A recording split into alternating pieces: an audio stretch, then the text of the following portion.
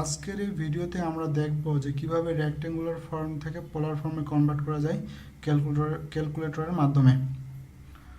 তবে সেটার জন্য আমাদের ক্যালকুলেটর অন করা লাগবে প্রথমে।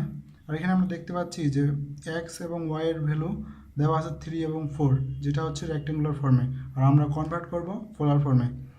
তো পোলার ফর্মে কনভার্ট করার জন্য প্রথমে আমাদের শিফট বাটন প্রেস করতে হবে and then plus button press করতে হবে। তারপরে যে ভ্যালু দুটো দেওয়া আছে সেটা এখানে দিতে হবে 3,4 3, এরপর কমা দিতে হবে। কমা দেওয়ার জন্য আমাদের আবার শিফট বাটন প্রেস করতে হবে, তারপর ব্র্যাকেট ক্লোজ বাটন, ওকে, তারপরে 4 প্রেস করতে হবে অ্যান্ড দেন ব্র্যাকেট ক্লোজ, তারপরে ইকুয়াল বাটন প্রেস করতে হবে।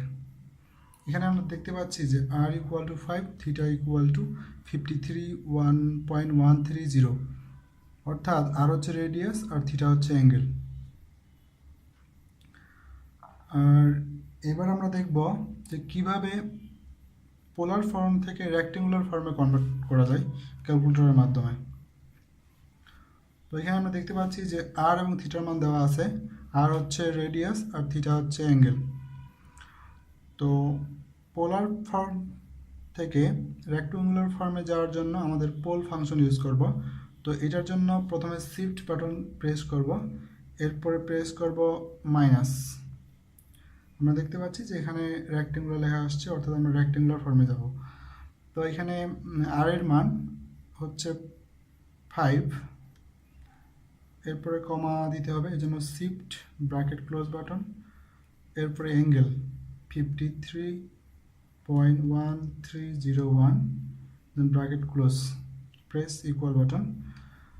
আমরা দেখতে পাচ্ছি যে এক্স এর ভ্যালু 3, অর্থাৎ এই 3, যেহেতু আমরা প্রথমে রেক্ট্যাঙ্গুলার থেকে পোলারে করছি আর পোলার থেকে রেক্ট্যাঙ্গুলারে করতেছি, তার মানে এখানকার যে ভ্যালুটা পাবো সেটা এখানে পাবো, আর এখানে প্রেস বসাই দিলে এখানকার ভ্যালু পাবো। ওকে, আমরা দেখতে পাচ্ছি যে এখানে এক্স এর মান 3 এবং ওয়াই এর মান 3.999, অর্থাৎ এক্স ইকুয়াল টু 3 এবং Y equal to 3.999 equal to 4।